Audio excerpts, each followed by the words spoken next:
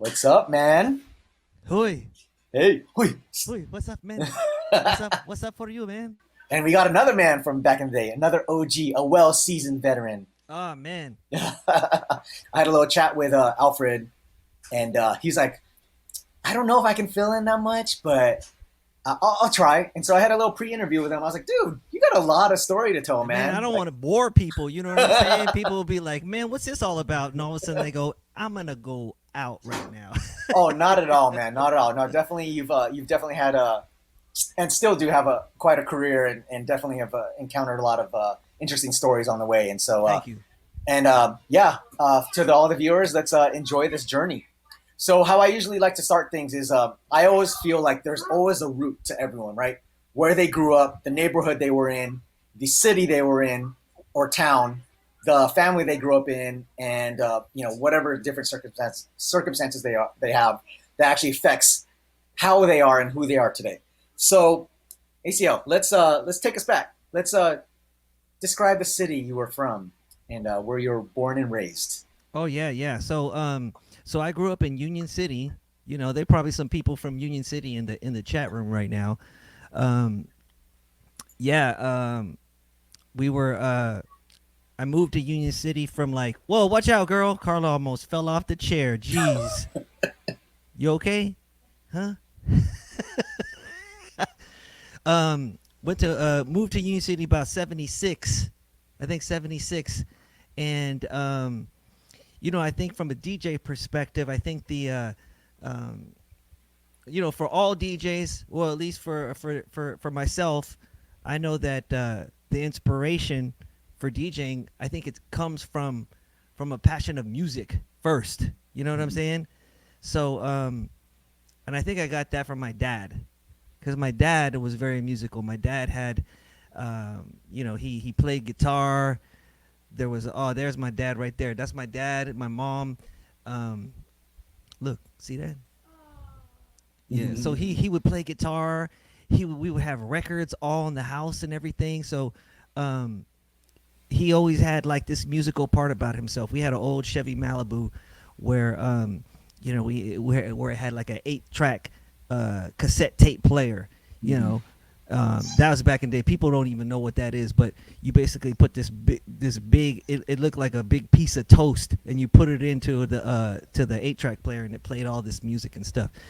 And he put together this band, all these old Filipino dudes, and they didn't even really do gigs. They just used to play, So I think that was like having music around all the time. He's always playing records. We got stacks of records at home. And I think that's kind of where it started. The passion for music. You know what I'm saying? Mm-hmm, mm-hmm. Awesome. And I think you were saying too, you used to like play the records and mess around with Oh it. yeah. Yeah. So, here's another thing. So, my mom and dad, they sponsored my mom's younger siblings to come over from the Philippines. So when they got over here, they were like in party mode. You know what I mean? They was ready to get Americanized. You know what I mean? So when they were out, they would always go to the discos, And I remember they would always get geared up because all of them were living in our house at that time. They would always get geared up, and then they would go to the discos, Yeah. And then, through that they would buy their own sets of records, So we had records of like funk, disco, soul stuff. From my aunts and uncles who were out partying during the early 70s too, So on top of my dad's stuff and then my aunts and uncles stuff, there was stuff going all the time at my house. So I think that's what kind of got my brain kind of set up for, music, Mm-hmm. So, and I think, like I said, I think that's where being a DJ kind of roots in. I think DJing itself is just a means for DJs to kind of express, what their passion is about and share it with others. You know what I mean? Definitely, definitely. Awesome.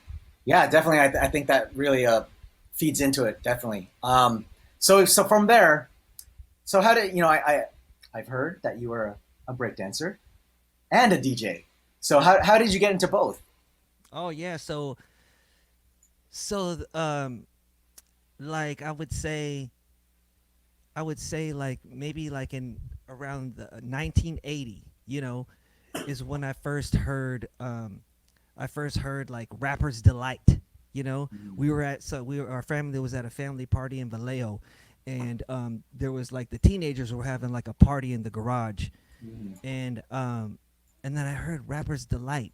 Because at that time it was just like before hip hop, it was just like disco, it was like Mm-hmm. soul, and all that stuff. So I heard Rapper's Delight, and it sounded familiar with like the disco chords and the bass line and stuff, but they were rapping on that. Mm-hmm. Yeah. So it was kind of like that was when hip hop was starting for us. Because prior to that there was no hip hop, Yeah. and as all the hip hop culture started to come west from the East Coast, um, me and my friends we would try to soak up everything, because it's not like we had social media back then. So any little bit that we could get out of hip hop, we would like gravitate towards it. So it was the music, it was the culture, and what that was the break dancing. This is like the early '80s, the break dancing that was happening. Mm-hmm. Um, uh, the fashion that was going on back then. You have your Adidas sweats. You have you got your fat laces. Mm-hmm. You learn how Mm-hmm. to checkerboard your freaking Chuck Taylors. You know what I'm Yeah. saying? Yeah. Yeah. And so we was eating that up. So back in the early '80s, it was like we were all putting together breakdance crews. All the Filipino dudes out here were putting together breakdance crews. Yeah. So um, on my street, Rochelle Drive, um, uh, was basically the headquarters for my breakdance group, which was called Rock City Breakers. Mm-hmm. And yeah, there they are right there. So we got, man, we had some crazy ass hair back then. Look at that. Gotta bring it Yeah. back. Yeah. You know what? Sometimes I think it'll circle back. Yeah. Sometimes I think the hair might circle back. But we had Rock City Breakers, and across the street was the headquarters for Rock Force Crew, first generation. And for those that don't know, Rock Force Crew, basically, a future generation of Rock Force Crew, I think in 1998, won the Yep. World Breakdance Championship. Yeah, this is us. This is us at Alvarado Middle School. I think this is courtesy of Dennis Raimundo. Flex 3, no, not Flex 3, Glide 3 of original Rock Force Crew. We be out there breaking. But Rock Force Crew won the World Championships in Germany. Yep. And I think, I might be wrong, but still to this day they're carrying on the Rock Force name. Mm-hmm. So with Rock City, Rock Force Crew recruited a few of our dudes to be in the original first generation Rock Force crew. Yeah. So to see where that group has went Yeah. is amazing, Yeah. and it was all on my street. We would just all be out there just breaking. We always be trying to push the limits. Mm-hmm. And from a DJ perspective, I was learning about all the break beats, Mm-hmm. all the funk and the Latin loops, that you would break to, like you would hear them loops, Yep. and you want to move your body. You know what I mean? You Yep, want to yep. move. You hear Mhm. them loops. You're like, oh man, I gotta move. Oh yeah. So I think that was a big part of my brain being wired for some of that stuff. Definitely. But it was fun times. Fun times. Yeah. No, it's crazy because I do remember so I started getting into b-boying. You're a dancer. Yeah, so I got into b-boying probably around God, I don't know, like 97 or something, 96. Yeah. And I remember Rock Force Crew winning it. And there was actually one guy, I think I forgot his name, Gabe, I think.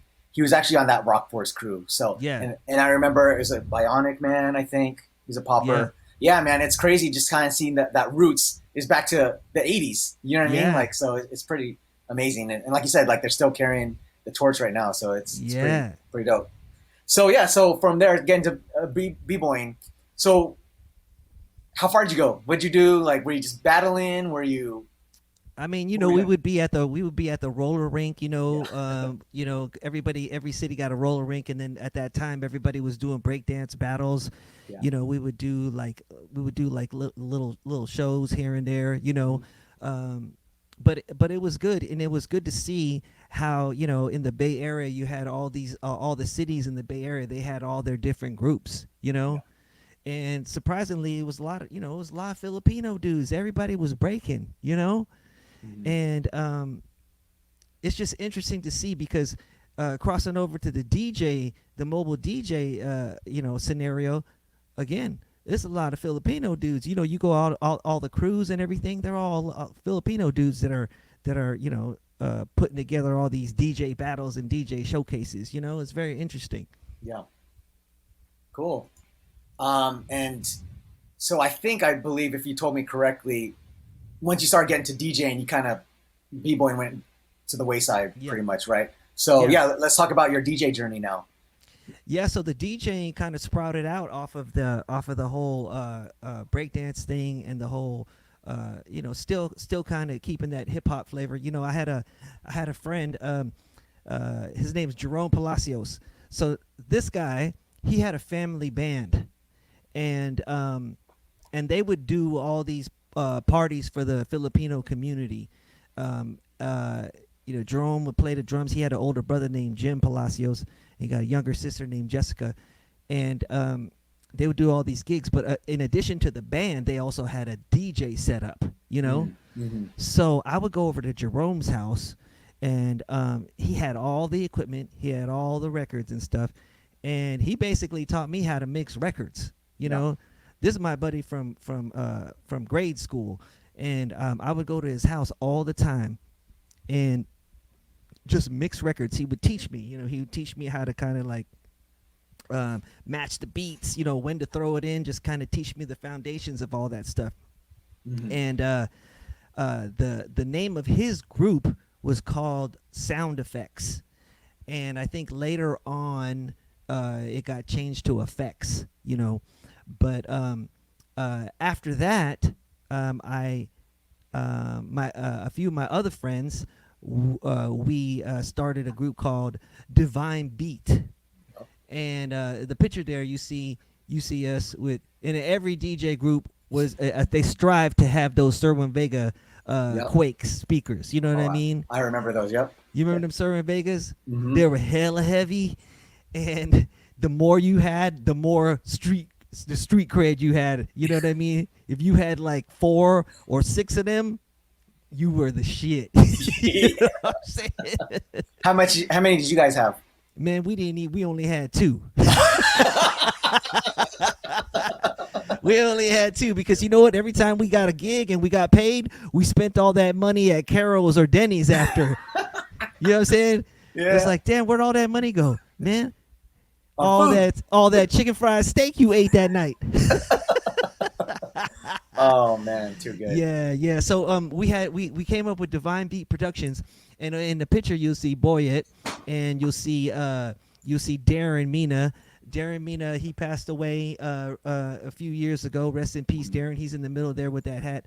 And then we got Jay La Rosa. We got me there with the crazy ass hair. And the missing from the picture is Rick Liggett. We call him Rick the Liggett.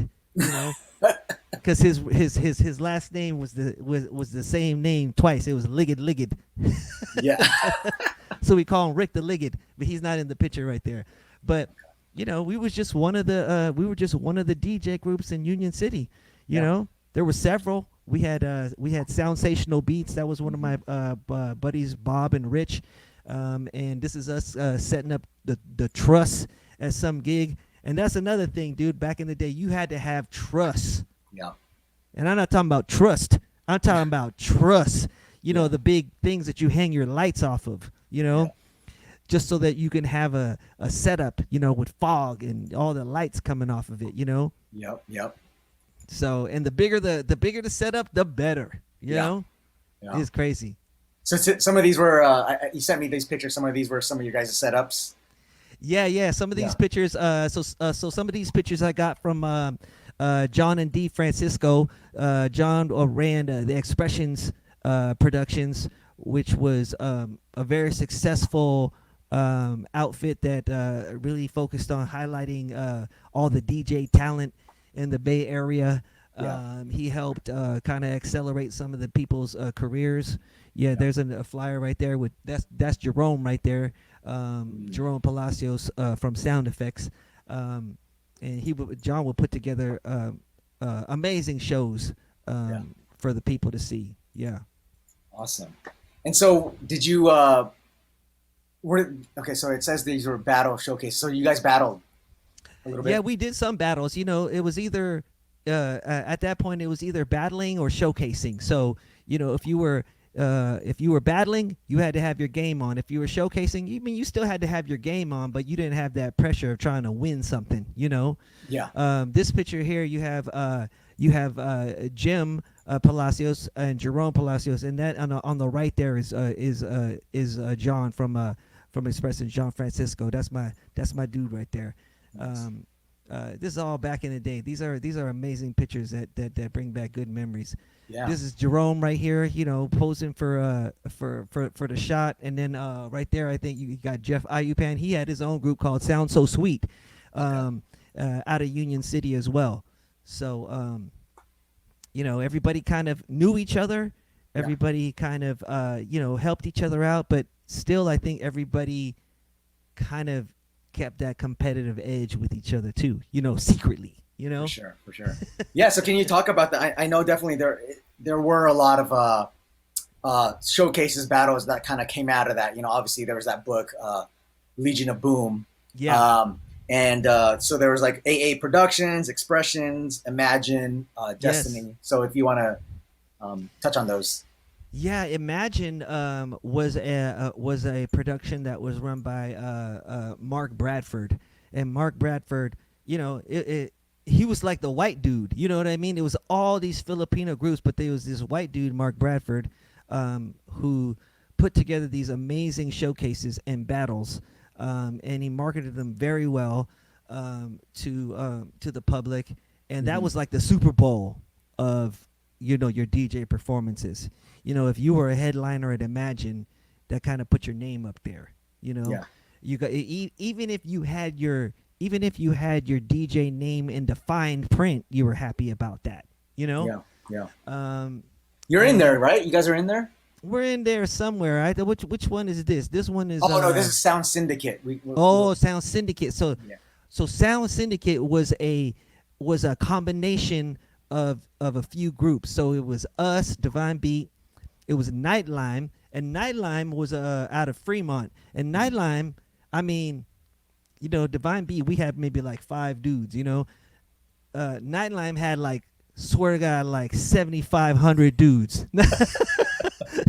No, Yeah. but I mean, you know, they had a lot of dudes, you know, plus their girlfriends, you know, and we were tight with them. Plus So ones. yeah, exactly. So it was, the Sound Syndicate was Divine Beat, Nightlime, and then a group out of Vallejo called Sound Creations.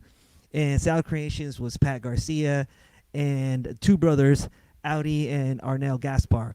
And it was like, I mean, you know, you just kind of grouped, you made these sort of bigger groups out of people that you just vibed with, you know. So the Sound Syndicate, which was probably in that Imagine there, was a combination of the three of us groups, you know. Okay. Um, so I think this picture, this is Nightlime, right? That's Nightlime, yeah. Yeah. That's Okay. Nightlime. Probably minus a Roll few deep. too.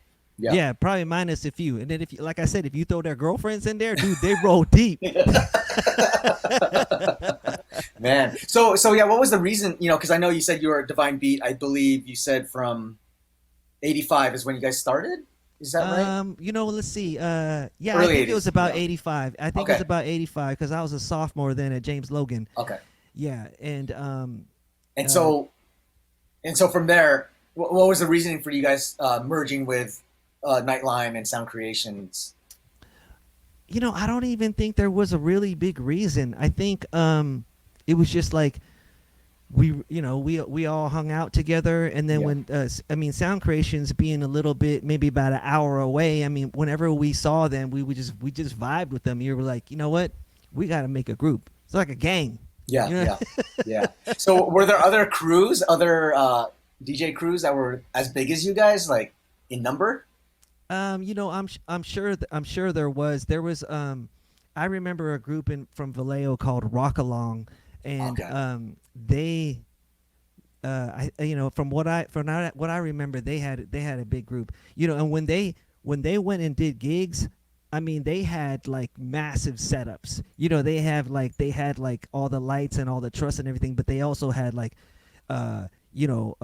graffiti, like plywood in the background. You know what I mean? It was like graffiti and stuff, and it was like, dude, these guys roll deep. Yeah. And when I think about when I think about all the big elaborate setups that we used to do, um, I compare it to like some of the, you know, like the electronic music festivals. How they just go elaborate. With the setups. I mean, it's not anything to that scale, but I think back in the day we were trying to achieve that. We Yeah. were trying to achieve like that visual setup For and the sure. sound setup. You would have like a row of Quakes in Yeah. front of you, and then you would have, and then you wanted to have the visual. You wanted to have fog. You want to have truss. You wanted to have, and like as Rock Along's case, they had the graffiti background, and they had, it was everything. And I was like, damn, we were trying to entertain back then. We Yeah. was trying to make a mark. We was Mhm. trying to show the crowd that we knew what was up, and we was trying to show other DJs that we knew what was up. For sure. For sure. So it just made me think, man. So obviously those Quakes, the Vegas, they chewed up a lot of power. How you guys didn't like have any blackouts or anything in the middle of your guys' sets or anything? There were, Yeah. especially like, you have everything going into one outlet. Yep. There were, but you know what? Fortunately, I think every DJ group had somebody that was like, that knew about that shit. That they were Yeah. techie enough that they knew that you can't put all these amps on one thing. And for Mhm. us, that was Rick Liggett. He knew. He's like, oh no, you can't do that. You can't do that. So he would figure it out. But I think Yeah. every DJ group had that dude. Yeah. Definitely. Sorry, we're gonna backtrack real quick. Because I believe when you were part of Rock City Breakers, there was Yeah. a instrumental person who was kind of who got you guys gigs, right? Oh Because yeah, yeah. yeah, So one because of the obviously guys. that's gonna lead later on to like how you got all these other gigs and Totally, yeah. totally. Okay. So Robbie Alviar, he was one of the breakers in our group. He had an older sister, that was Arlen Alviar. So Arlen Alviar, was the she was the one that came up with AA Productions. See, Arlen Alviar, AA Productions. Yeah. So when we were in Rock City, Arlen she would kind of like be our manager. Like she would book us like gigs, to just dance at and stuff. And then when that kind of like went to kind of fizzled out, Arlen did AA Productions, where she would again, she would put together like these massive expos, these massive DJ showcases and battles. And I think a lot of people, they remember some of those from back in the day. And she was always in the mix. She was always like at that cutting edge of what was the thing to do at that time. Yeah. So that was my buddy Robbie's sister. Okay. Awesome. And so obviously, since you guys knew her too, she brought you on along on a lot of these AA production gigs. I'm assuming. Yeah, yeah. Sometimes we would have we would be part of it, but it was she would I mean, she would book like the best talent. She would book the best talent at her AA gigs. And I used to think about how much money they used to be making, Yeah.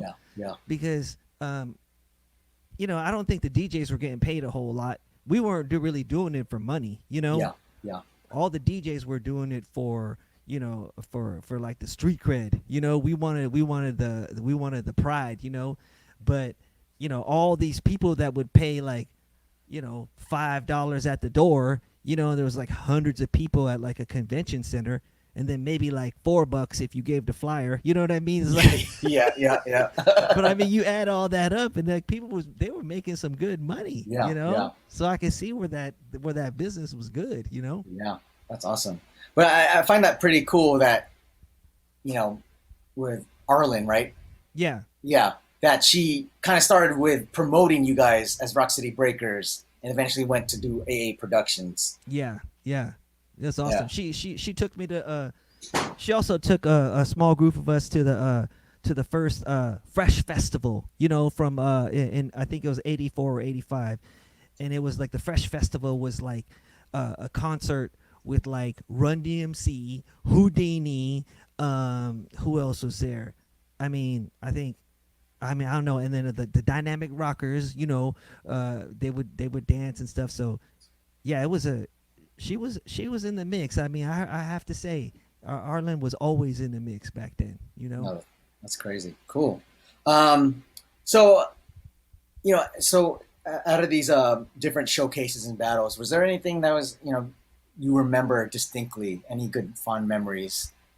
Yeah, when I was at James Logan High School. Oh, this is crazy. When I was at James Logan High School with Divine Beat, we had a battle at the school gym, and I believe it was with like the DJ groups that were that were at the school. So it wasn't like a public thing or anything. But anyway, a couple of my friends, Danny Raja and Armando San Jose, they grew up in Daly City, and they moved to Union City, and we became friends with them. But for this battle, they managed to kind of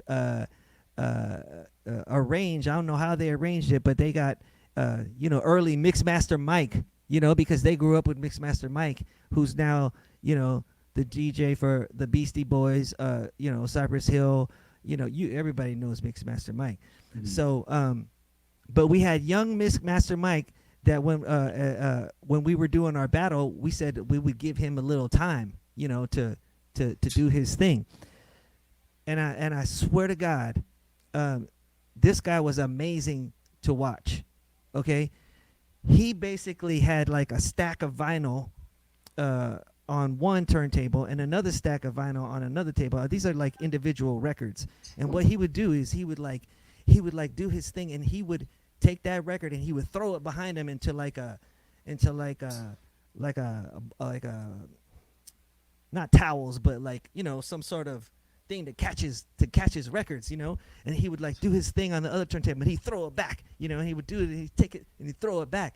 And then towards the end, and I mean, and we were watching this dude, we were like, holy shit, this dude is nuts, and you look at the crowd, and the crowd was like, how you watch your cartoons back in the day, and you like Droopy, when Droopy's like when Yeah. Droopy's jaw dropped to the ground. Yeah. That was like what the crowd was. It was like Droopy's jaw was dropped to the ground. So then towards the end of his set, oh man, this was crazy. He played a song that we had never heard before. And mind you, there was teacher chaperones all around, the gym and everything. So all of a sudden he scratches his shit and he goes, "Choopa, choopa, choopa, choopa, choopa. Hey, we want some pussy. Hey, we want some pussy." So no one ever heard that song before because it wasn't even out. I don't even know how he got a copy of that record. But he scratched that shit in and he just let it play, and he stood back and he was like, and people were tripping. And it took a little bit for the teachers to figure out what was going on, Yeah. Yeah. But as soon as they came, hey, you can't play that, boom, that was the end of the set, dude. But that was like crazy. It was like MixMaster Mike played 2 Live Crew, We Want Some Pussy at our high school DJ battle, It was insane. Oh man. So I believe you said you've seen him before that though, right? Or was that your first time seeing him? That was my first time seeing him. Okay. But with my buddy Danny and Mondo, they were friends with him. They and grew they're like, up hey, with he's him. dope. Yeah, he's dope. You gotta let him do his thing. Yeah. Yeah. Yeah. And then now you see him, through Invisible Scratch Pickles and all the all the awards and all the accolades that he Yeah. gets now. It's just amazing to just know that we had a little part of that, a little Mhm. smidge, Definitely, That's why definitely. my Yeah, claim to fame. definitely. Yeah, and it's crazy because I think he was with Beastie Boys, and then we just looked it up. Actually, he's now with Cypress Hill. And I think he's Cypress been with Hill. Cypress Hill since I believe 2018. Yeah. So Yeah. yeah, it's amazing kind of seeing like someone you met in Yeah. person and kind of seeing his trajectory. Yeah. It's kind of funny you mentioned that because last week we had a similar story where DJ Newton mentioned everyone experiencing DJ Qbert for the first time. Oh yeah. So That's yeah, another one. Yeah. yeah, Amazing talent. yeah, Amazing talent. definitely. And Yeah, and that's it's the same situation we saw where he was at back in the day, and you immediately know that he's headed for stardom.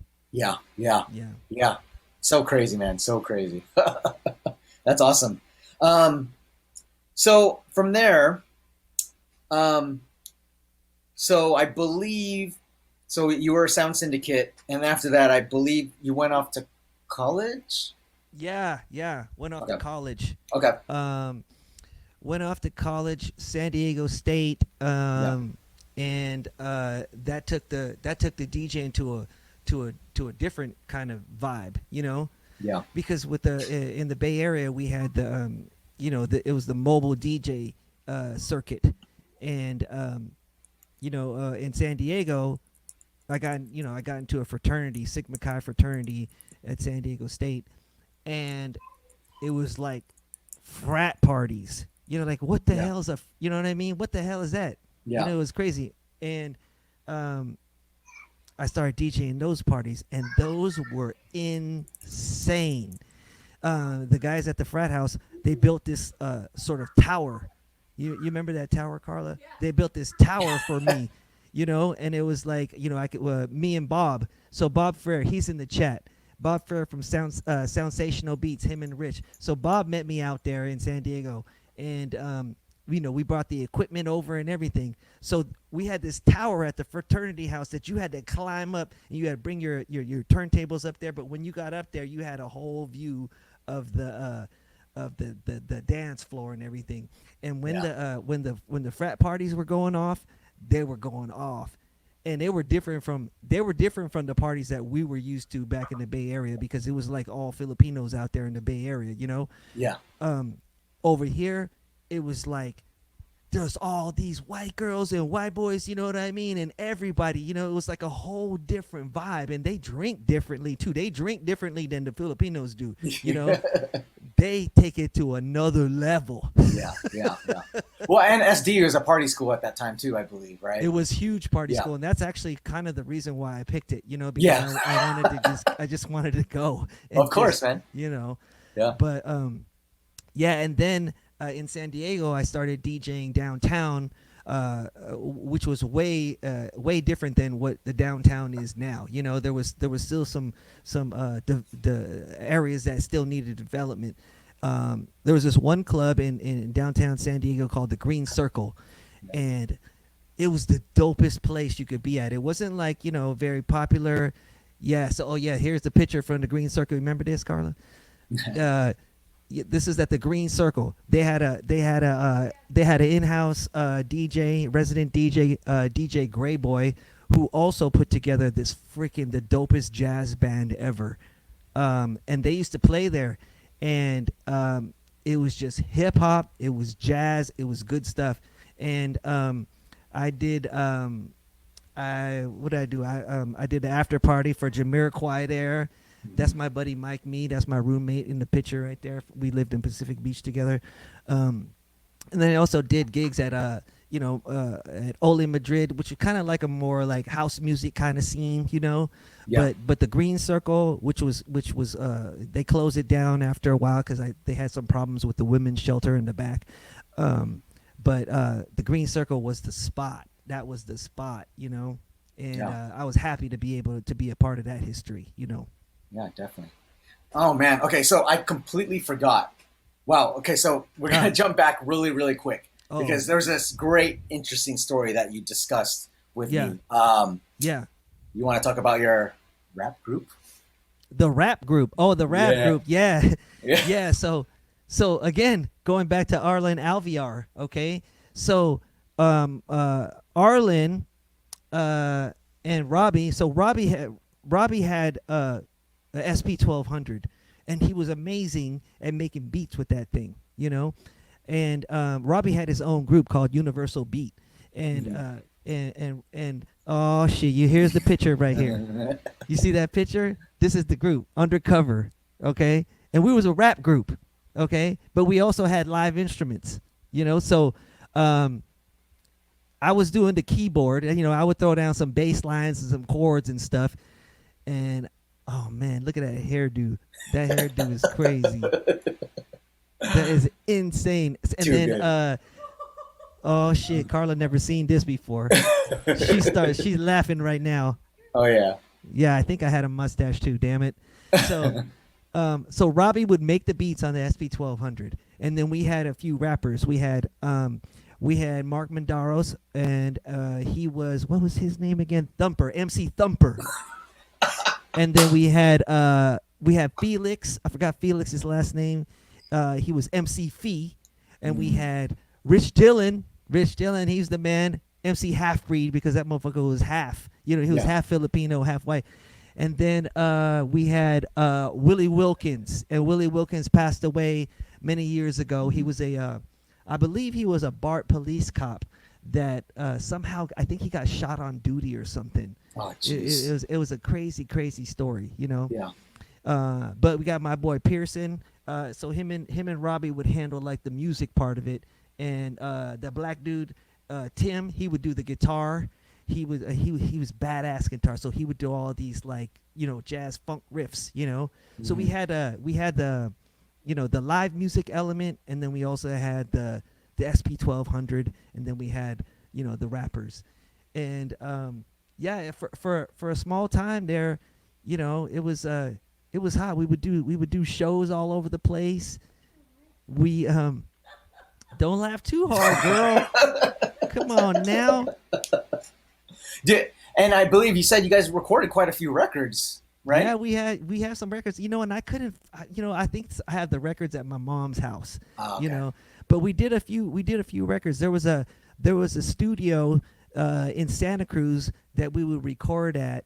I forgot that dude's name, but we would just all pack in the car, and we would go to the studio, and we would record. We would stay there late night, and we would record, and I think for a while there, Undercover, I mean, it was Union City's rap group. I think people were proud of it, Yeah, I think definitely. people were proud of it. Man, so if anyone in the chat has this record, definitely someone's got to digitize it and send Yeah, it our way. digitize that. Send it to JR, yeah. Yeah, and then we got to have a listening party. Ah, damn. We Right? gonna need a little bit more than sip and chat. We might need chug and chat. Ooh. Oh wait, we got two people who have it. We got Oh, our hell friend no. Terry Key. Oh, there Oh you hell go. no, it's about to go Yes. down. Oh yes. So we won't have a chug and chat. A Oh, we can- chug and jam. Okay. Terry Key says we can find it on YouTube. Oh, Oh damn. I was trying to look. I was trying to look you guys up, but obviously Undercover is such a very broad Yeah. name that Yeah. I couldn't find you guys. But You be finding like CSI videos and shit. yeah, exactly. Yeah, New York Undercover, right? Yeah, that's amazing. So I actually didn't get to ask you this the first time I had the pre-interview with you. So you played keyboards. So you played instruments growing up. Yeah, Is I that played the right? piano. I played the piano for many years. Because if you're a child of a Filipino family, you either play the piano or Okay. a violin or something. Yeah. So I played the piano. I had like classical piano training. So Okay. it was for many years. How So, long? Oh, I think I was like 5 till. I think when I was like maybe like 16, I said Oh, wow. I cannot do this anymore, because I used to take the bus to my piano teacher's house, Yeah. and I said I can't do this shit no more. No, that's a long time though. I think that definitely feed it into your DJing and all that stuff too. I think so. I Yeah. think it kind of tuned my ear a little bit. Definitely. Yeah. I feel like at least some of the DJs I've interacted with, a lot of them had musical backgrounds, and definitely that helps a lot. Yeah. You know. Oh man, that's amazing. So, and then when did you come up with the name DJ ACL? That was kind And of a how? newer thing. Okay. My breakdance name was Ace. Okay.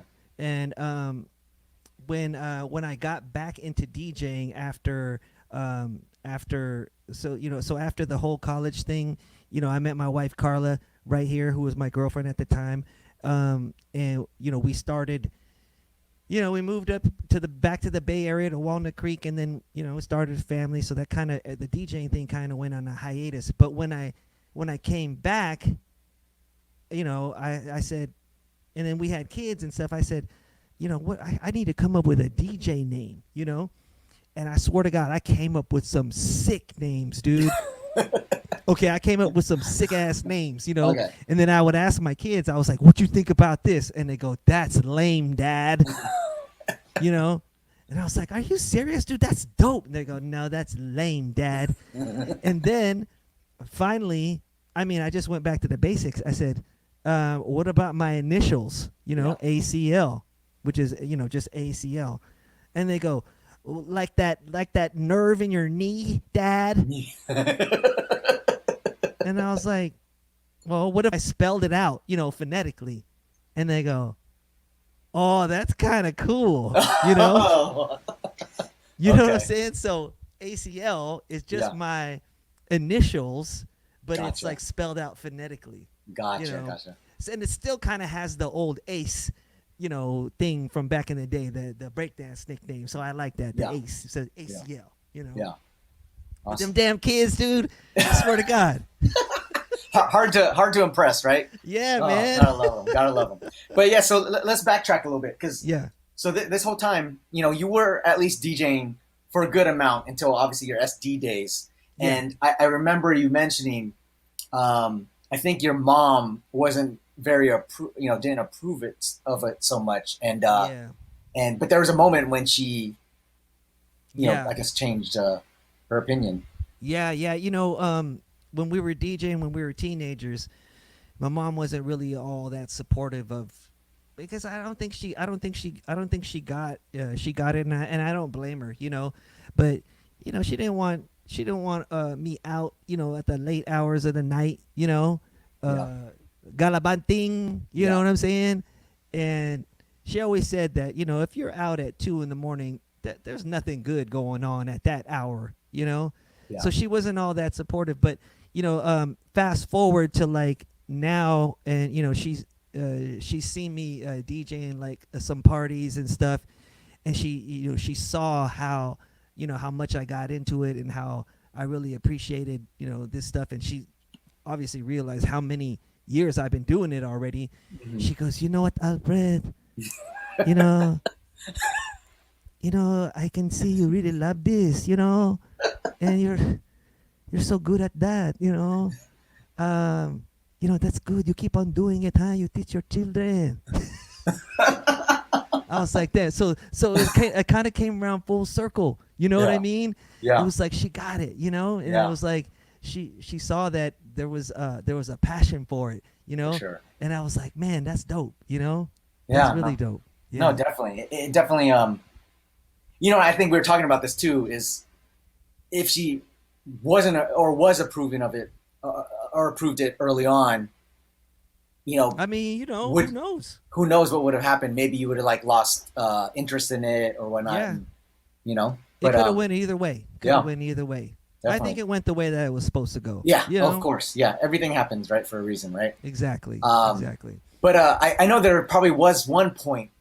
You actually brought it up to me this morning. There's one Yeah. point in your life where your mom was probably like, "Oh, I see. I told you." I told you, man. Okay, so tell this Yeah. story, which is man. Okay, Yeah, go it's crazy. It's crazy. I mean, so you got to think from my mom's standpoint. She was like, you shouldn't be all out and everything at these crazy ass hours. Um, but I think it was about 91 where I came back from SDSU on like Christmas break, and in San Francisco, downtown San Francisco, there was some like, it wasn't a huge battle or showcase or whatever, but it was in the in one of the buildings downtown in San Francisco. Watch out, you gonna hit that camera. And then uh so yeah, it was so crazy. So I went there with my friend Boyet and John Francisco, who is he runs the Expressions outfit, you know. Okay. And as we arrived, I I ran into somebody outside who I knew, and I told John and Boyd that I would meet them inside, and so they went ahead, and after I was done catching up with this person, I I had to walk to the around the building to the front entrance, you know. So as I was walking, I remember passing this group of dudes, and I didn't think nothing of it. But then as I passed them, I heard him say, "Hey, that's him, huh? That's him." And then in my head, I'm going, I am not him. Whoever you thinking, I am not him. And then I turned the corner, which was like a dark parking lot, and all of a sudden, dude, I just get jumped. These dudes just jumped me, and and I just freaking curled up like a shrimp. I just curled up. I wasn't trying to like engage him or whatever. I just curled up and I was on the ground, and it seemed as soon as it started, it was done. These guys just bolted. They were gone, and I just laid there. I mean, I couldn't. I felt like I couldn't breathe. I felt like I got the wind knocked out of me, and at that point, John came out to check on what was taking me so long, and he found me in the parking lot, and I told him, I was like, dude, I just got jumped. I don't know what the hell is happening. And then he goes, what's all that stuff on your pants, you know? Oh, damn. And then I looked down because I thought I had fallen into a puddle, you know, because it was all wet. Oof. And then I looked down, and I was like, that shit is crazy. And then I lifted up my shirt, and then I saw freaking blood just gushing out of my chest. Jeez. It was crazy. It was insane. And then so then they carried me to the front of the club, and then the ambulance came and all that stuff. And then it turned out that I had gotten stabbed like 6 times, you know, and they had punctured my lung, they had my spleen, and fucking some motherfucker had an ice pick and shit. Go, this shit is an ice pick. Yeah, somebody had a fucking ice pick, and I never even seen these dudes in my whole life. Yeah. You know what I'm saying? Case of mistaken identity. Yeah, you know, and it was just weird because, it was, DJ battle, DJ showcase, everybody going to have fun. And I don't even know if these guys were there for that or if they were just outside just ready to cause some problems, Yeah. But, they obviously left that dude dead for that night, Yeah. And it was crazy. And I'm thankful that that John was there. I had some other friends that were there. Cecile was there. My friend Cecile and Yvette, they were out there to help me out. And hospital and all that stuff. It was crazy. It was nuts. And so then you got to think what my mom's thinking. Yeah. Yep. My mom gets up. Cecile called my mom that night. She's like, Auntie, oh no, I'm sorry to wake you up, Auntie, but Alfred got stabbed. She had to call, and I could just say my mom was just like, oh god damn, I told you, god damn it. Yeah. But thank God everything's okay. And the one thing I take away from it, like maybe like if those guys thought that they killed that dude that night,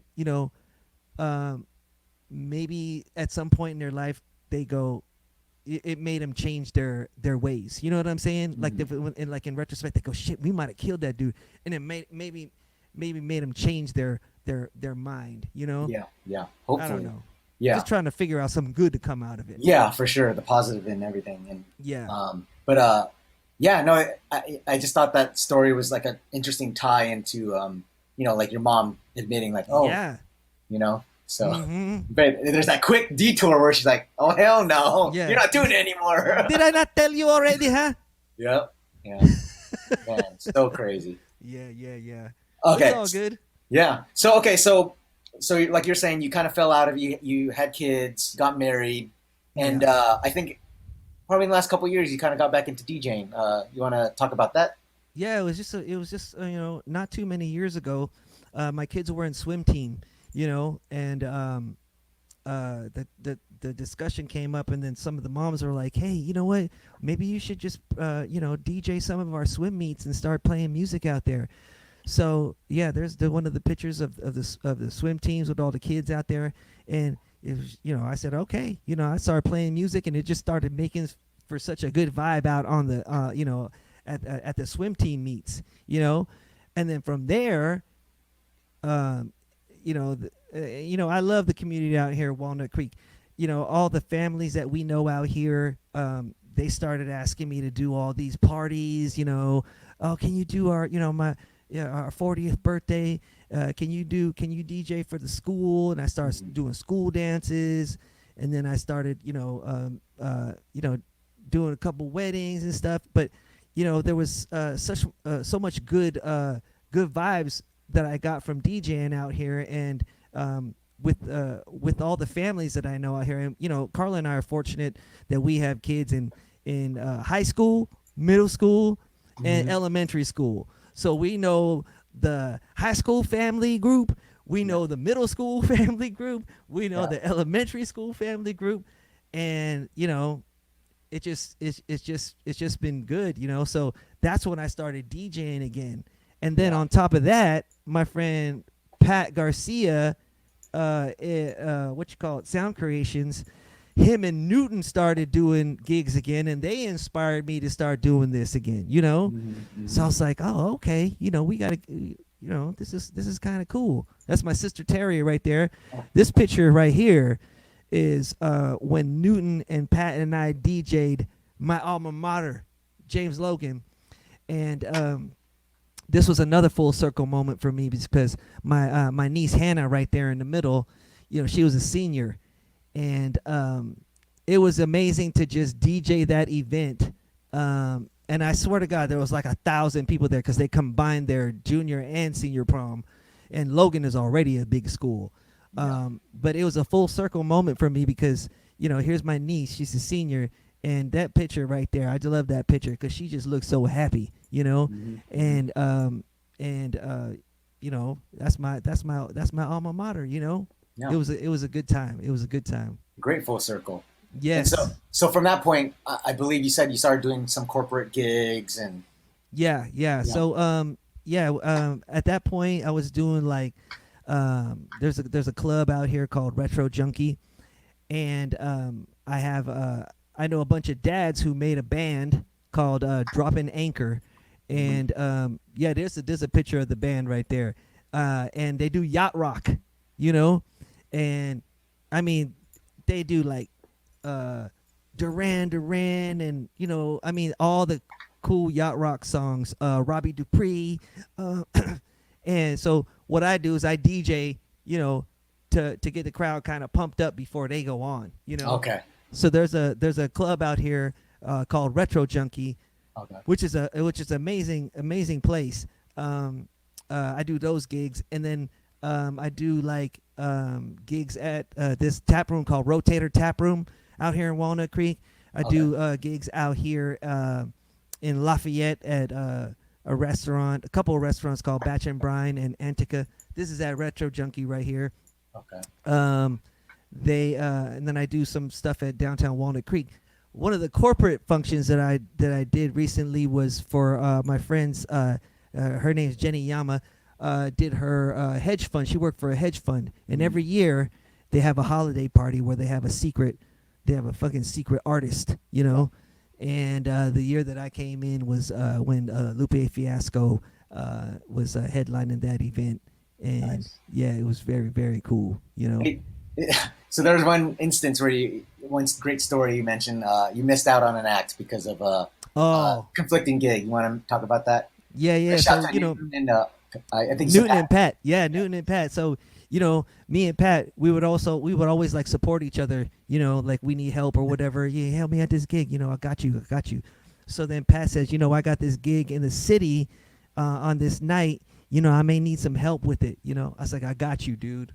I got you. I'm gonna come down. I'm gonna take Bart down there. I'm gonna help you.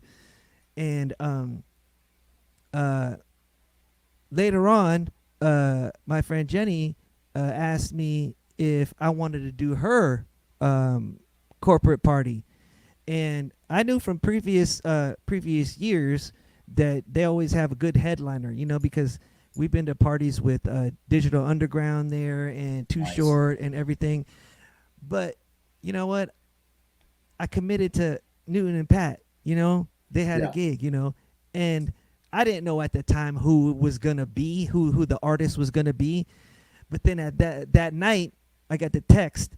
The artist at that party at the same night I was helping Newton and Pat was Snoop. Oh man. I was like, Oh, oh damn, for real, I missed out on Snoop. And then we do.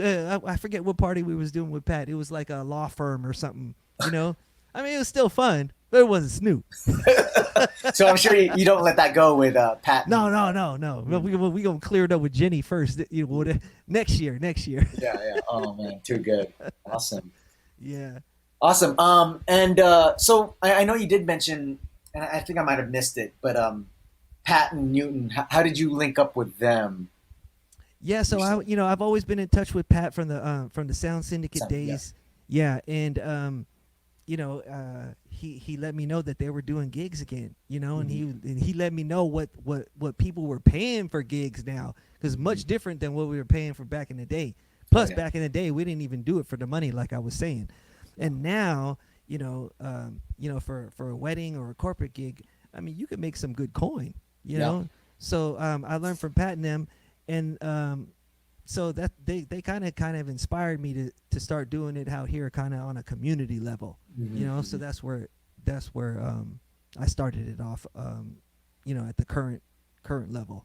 Yeah. Well, I mean, not only that though, is kind of reaching back, going full circle from the beginning, right? You've always had that root in music, so you Yeah, always wanted to get back into it, and I think it was just yeah, always eking in there. And obviously we got family, got stuff to do, but that love is just always comes back, man. yeah. It does, and I think even during the time where I wasn't DJing, I mean, I was still collecting music. I Yeah. was still like, that's when Napster came out. Yeah. And you just download all kinds of music. So I think it's just like I said, I think the root of DJing is the passion for music first. For sure, definitely. And yeah, and you're still spinning today. And I mean, unfortunately, with COVID, I mean, you don't have as many gigs, but I know you're Yeah. still spinning at a restaurant right now, right?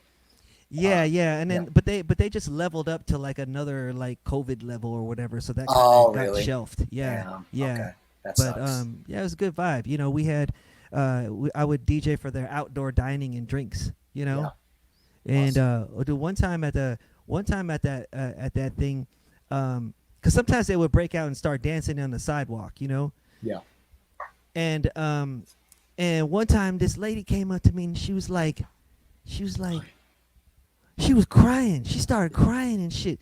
She was like, oh, oh. And I was like, what's up? She goes, do you see those two people dancing out there? And I was like, yeah, those two right there. She goes, those are my parents, and I've never seen them dance in their whole life. This is amazing. And I was like, all of a sudden, I felt like I felt like crying and shit. You know what I'm saying? I was like, oh my god, you've never seen them dance? That's too good. But hey, what the DJs do, right? The It's love of great, music, man. you bring people together, you get Yeah, people's bones moving and shaking. yeah. The It was vibrations, like great. yeah, that's awesome. Yeah, yeah. And yeah, that's great. And I think we'll be having you do that pretty soon. But yeah, so we're gonna wrap it up. Yes. But so there are a couple questions in the chat. We have Air 2015 ask, what were some of the song title names of your group Undercover?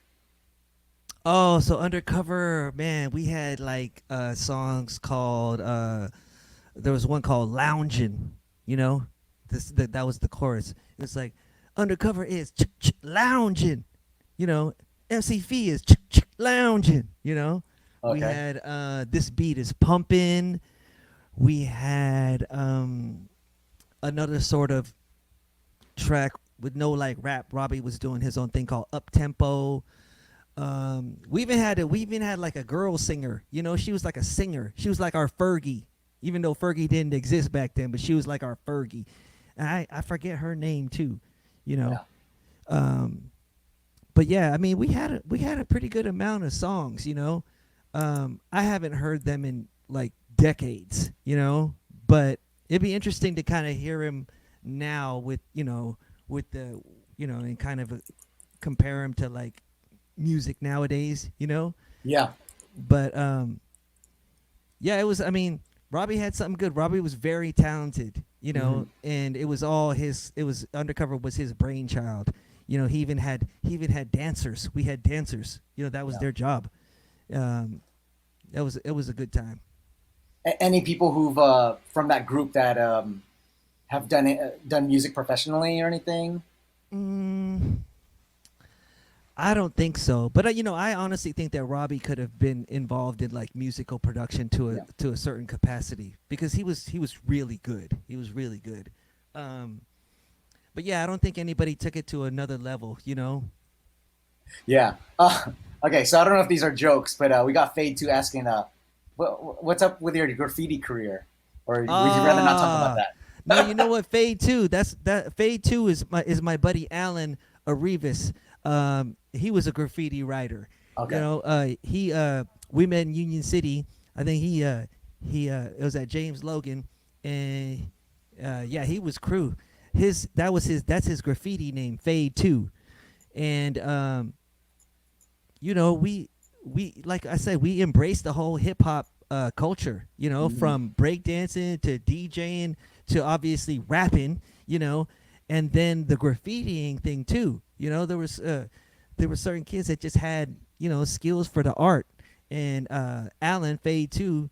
You know, he's an artist. In fact, he's doing that right now. You know, that's his career. He's like graphic designer. He's like doing 3D animations. Nice. He's got an exhibit on at Designer Con, which I think is going like it's like virtual right now, right, Big Al? It's like a virtual Designer Con or Yeah. something. But he's out in San Diego.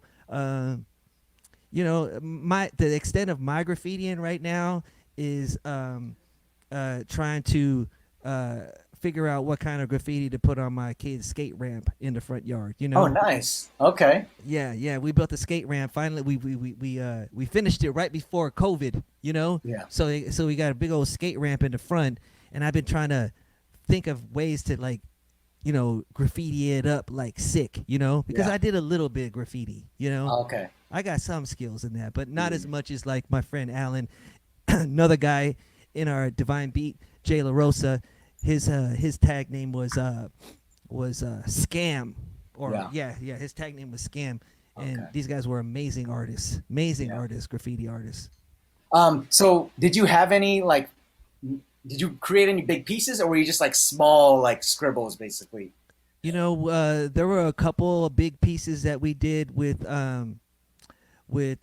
two of the guys from Rock Force. You know, like we would Right. put up like a Rock Force piece. I mean, we had no graffiti skills in terms of like can art, Yeah. but we did what we thought the New York guys were doing. You know, go out at night, be all quiet, get your cans of paint, and then throw it up real quick. Yeah.